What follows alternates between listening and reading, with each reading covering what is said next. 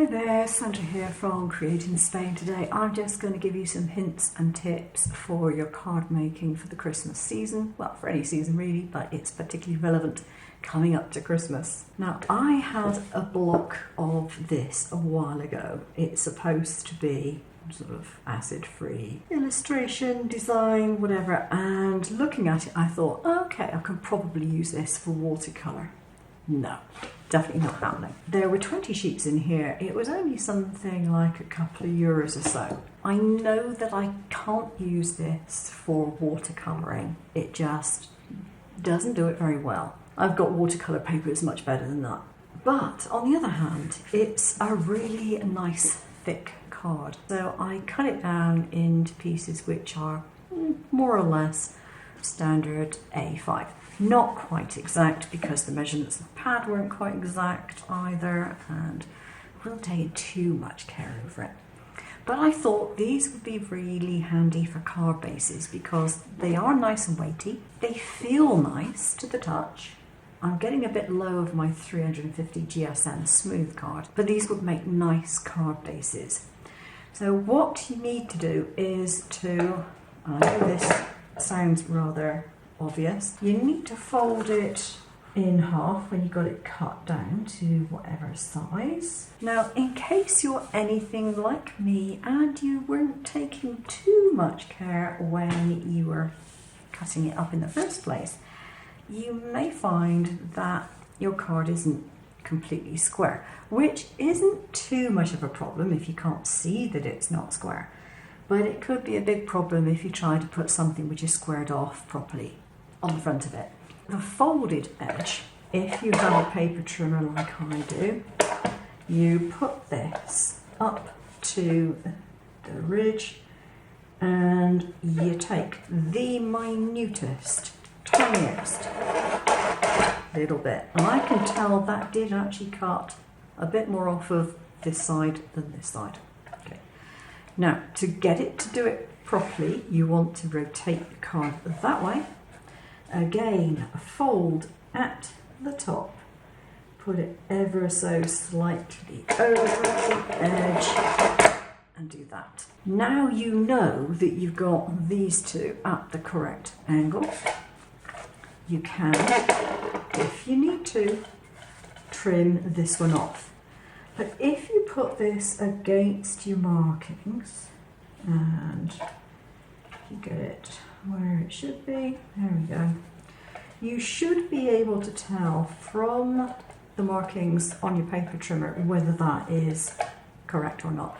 And to be honest, I think this one probably is pretty close, but let's just see if anything comes up on the end. No, we've got a nice straight edge there, so we're good to go. So that is tip number one. If you're making your card bases, try and make sure that they're squared off. And if you've got paper or card of a colour that you do not normally use a great deal, you can still use it. If you want to have a white card front, for example, you can always cut it so that it's only got like a centimetre over there and use a coloured back for it if you want to. Or deliberately cut yourself coloured card bases so that you use them. Right, the next thing is, if you are doing a lot of cards, and at Christmas time people tend to do more cards than other times of the year, you might want to do some stenciling. Well, instead of doing just one stencil and then cleaning everything up and then getting some card done and then thinking, oh, well, I want another stencil. If you're doing some stenciling, do several at the same time. I had card pieces which were in my stash and I have just stenciled them. This is just a simple star stencil, and you can do it on your coloured card if you want to, your white card. You can, if you want to, do it on printed card. See, got little stars on there. Probably won't notice it much on camera, but it shows up a bit more on here. Just makes something a little different. I've actually used a paste. It's not a paint, well, part of it is, because I mix two here. but I've used a silver paste to do this farce. Pasting with a stencil is a lot easier because it's not so inclined to run. So if you find stencils difficult, choose a paste. You'll find it's a bit easier to use. So my next tip is when you've got excess pieces that you like the look of, keep them. Get an envelope or something, or a shallow box, and keep them. This was from last year. I'd forgotten I even had it until I actually came across my envelope full of various cutouts. A stenciled piece of card on the front here, and stuck this on and stuck that on with some foam tape, and my card is done. Pretty quick stuff. Now this one was done with the same type of paper, but I just did some ink blending on there. Now this time the cutout that I wanted to use is just paper. It's just a print on paper, and it kind of looks a bit flat if you just do it directly as is, but I didn't want the fuss of trying to raise up all these little bits. So instead of that, what I did, because I had more than one of these, I put one of them on the top of the card, just held it there, and drew around it with a very pale alcohol marker to give it a shadow effect. Then I just stuck a fresh paper piece on the front, job done. And I've used a pen, a silver pen, just to add some dots, and you can see them on there. All I need now is a sentiment, but I'm not going to put a sentiment on this now because I don't know what I'm going to use it for. So I won't put a sentiment on there until I'm ready to use it. When you're putting a front panel onto a card, line the side or the top, whichever it's going to be, with the join or the fold there. The reason for that is that's the one area of the card that you cannot trim off. If you put it too close to this, it's not a problem. You can always trim off the edges. Stick one side down first. Have the tape, if you're using tape, ready to go on the other side. I don't always put tape all the way around it. I'll get it back enough because it's not actually necessary most of the time. And then you can just stick it down like so. The easiest way of cutting a foam tape is this. Put it onto some baking parchment, take your scissors and cut through the parchment and the tape. No gooey mess on the scissors. For some strange reason it doesn't seem to bother it too much. If you cut through that tape without anything under it, it is, it's absolutely awful on the scissors. They get gummed up really quickly. But you can cut pieces from this quite happily and your scissors stay relatively clean. On the subject of double-sided sticky foam, you may find if you've got a larger item like this, or larger again, that it's actually easier to use a self-adhesive foam sheet that you can get from craft stores. Look in the children's section, they'll often have them there because children like to just peel things off and stick things down. And you may find that it's quite a good alternative. You can get a packet of it for a couple of euros or a couple of pounds or something. And it's handy for when you don't want to have to do a little patchwork like this on the back of your cutout. Now my card front here is quite pretty, but there's a mark up there. I don't know what it was and I don't like it. So instead of doing my card this way round, where I would still see it, I'm going to position my snowman so his hat just obscures that particular bit. And luckily it is not in the precise centre of the card. Don't want it in the centre. It's more interesting if you've got things often to one side, particularly if you're going to balance it out with a sentiment. And you'll notice this sentiment is not going to be put on in the usual manner because I don't want to do it like that. I want it to look a bit more interesting. So have a Merry Christmas, and I'm going to put it at a jaunty angle in the corner instead of having it straight. It just makes it that much nicer to look at, I think. If you want definition to your card pieces, you can add very easily a contrast colour along the edge. If you use the wedge side of an alcohol marker, it's easy to do. A lot easier than it is with the other side, I can assure you. It doesn't have to look 100% perfect.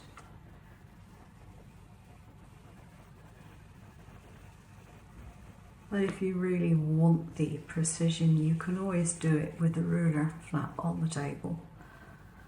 Not that I'd like to do it this way. Just gives me a very thin line. It's quick and easy to do. Okay, another tip. Not everything has to be put up on foam pads. This is almost the same card as this one. This one has foam pads, this one does not. This one does not have the coloured border on the front panel, this one does, and I've also made the front panel narrower on this particular one. So 2 cards, not quite the same. If you're going to be put off of sending cards because of the depth of them with the postage costs, I'm sure that someone would much sooner have a flat card than no card at all. Okay, next item. This sentiment, you'd be forgiven for thinking it was cut from black card. It isn't. It's cut from this stuff, which is a fully opaque black polypropylene. They're called report covers. You can get them in stationery shops, I gather. I don't have much in the way of stationery shops close by, so I decided to order some online on Amazon. And I got these at a pretty good price. I use them for making stencils on my laser because it cuts so well. And I cut this sentiment on my laser also. You can cut it on your Siser Juliet. It was a force of 80, a speed of 10, force of 80 and 2 passes, I seem to remember. Might need a bit of adjustment for something as fine as this, but a stencil cut like that quite well. I want to put that on this card here, but black on here does not look great.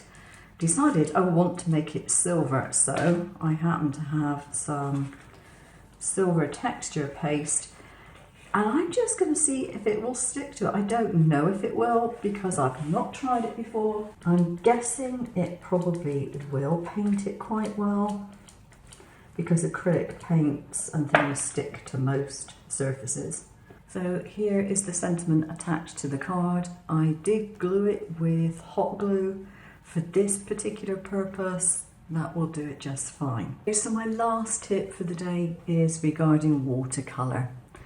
Now, there's so many different options for watercolour paints. You can spend an absolute arm and a leg without really gaining a great deal. If you're just using watercolour to do card fronts and things, do you really need the most expensive materials? No, you probably don't. Do you even need something like this, which is a basic watercolour paint set? No, you don't. There are a very, very great deal of options. Some might be more suitable to what you want to do than others. So I'm just going to go through a few. Now, you can buy decent watercolour brushes. I'm not going to go into that. Go for recommended brands, obviously things like, I don't know, Winsor & Newton, Cotman's, that sort of stuff. You'll find watercolour brushes can be reasonable price up to very, very expensive.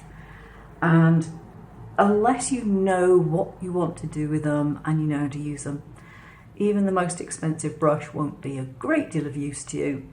So you might as well save your money and start on the cheaper end of things. Now, there are a couple of different things that you might want to do with your watercolours. You might want to do graduation of colour, or you might want to do some outlines, and you might want the outline to either stay there and be obvious, to stay there and not be too obvious, or you might want your outline to kind of blend in with the paint. If you want your outline to blend in with the paint, then you need something which is water soluble. But you're going to have to be careful that you don't go over the lines, but paint inside the lines. Watercolour will spread to wherever it is damp or wet. So you need a defining dry area to get a sharp edge on a watercolour. If you want to have something which has got a permanent line, you've got choices. You don't necessarily have to go for a black fine liner, for example. I've got them in different shades of grey and brown. This one is relatively pale, like so, rather like a pencil mark. But these particular ones are uni pin fine liners, which are water and fade proof. So that line will stay there. It won't go anywhere when it gets wet, but it's not as harsh as a dark line. And if you've got different colours, blending near it, the chances are it's going to fade into the background. You won't see it a great deal. So it's a matter of choice. If you go for one of the dark colours like this, then obviously you will still see it. And sometimes that's what you want. You can also use them once your painting is dry, don't do it on wet painting, to put lines over splodges of colour and make a design that way. Right, so we have the outline sorted. You can use, if you want a permanent line, you can use a CD marker because those are alcohol based. They're not going to go anywhere. But whatever you draw, make sure it's dry before you start doing your painting, unless you want to blend the line inwards, of course. Lots of people are using this sort of thing. I've got a set of Chromatacs. I like them if I'm doing colouring in of small shapes. So for example, with this, I can get very good control because it has such a fine tip. And I could colour in the whole of this, like so. Or I can take some water. I've got some water in my water brush here, and I can pull the colour out and get a graduated edge on one side if I want to. So I've got just a little tinge of colour in there, like so. Okay, so I can get the fade.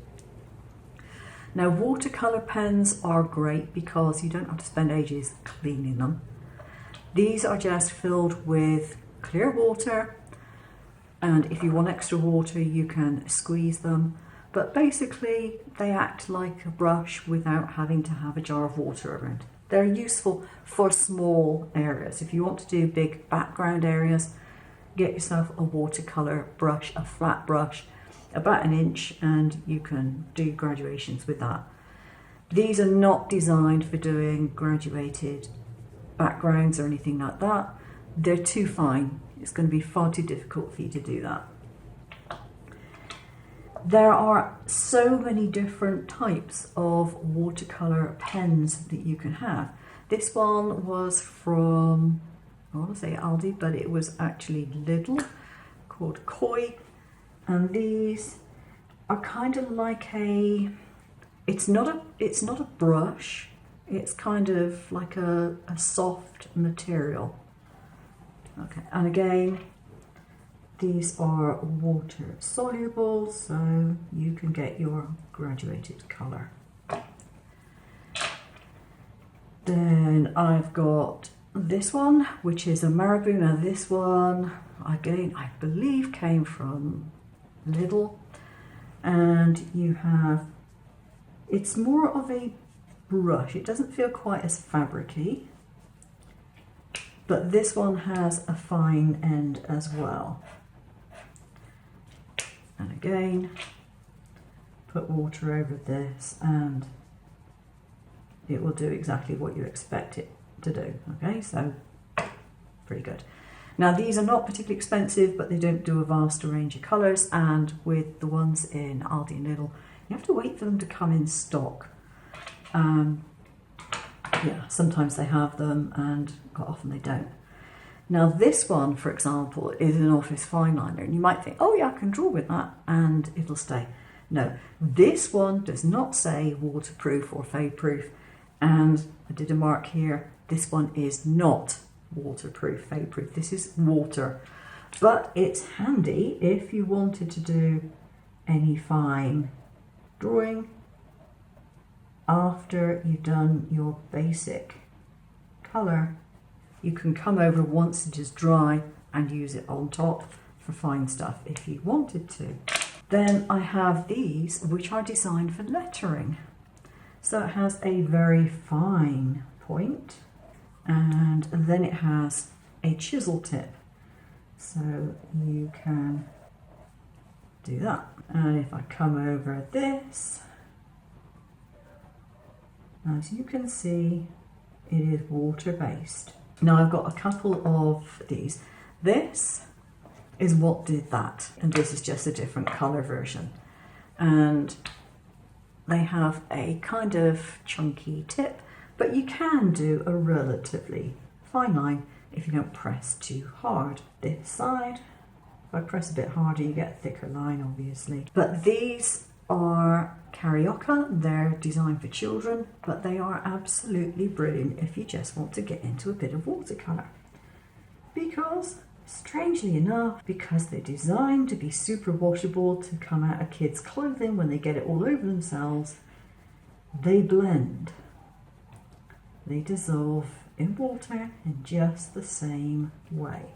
And even with a fine pointed brush, and this is a pretty fine water brush here, you can get a graduated colour. I'll do this one for you. So for example, load of colour, load of colour, slightly bigger brush because I want a bit more water on this, and take some water colour out of there. Now you can get lots of variation in your colour. I said the reason I mention these is because these are so cheap. You could afford to buy, I don't know, 100 different colours or something and you wouldn't have a problem. They do a different type, which is single colour ones, because these have got 2 colours. And then these have got this chunky tip on one side and a fine tip on the other, so you get the best of both worlds. Obviously you have to buy double the number to get the same amount of colours. But the most important thing is to spend your money on the watercolour paper rather than your watercolour pens. It's the paper that makes a really, really big difference. If I were to do this on a paper which wasn't watercolour paper, or a very bad watercolour paper, they don't blend in the same way. It's the paper that makes the watercolour easy to use. So, you know, you pay your money, you take your choice on your brushes, and when it comes to the actual pens, it's up to you as to what tip you like, whether you want a brush tip or whether you want a fine nib, chunky nib, or a mixture of both. But there is absolutely no point in spending a fortune on them if you are just using them for card fronts and things like that. Okay, that's it. Hope you found it useful. I'll see you again soon. Take care now.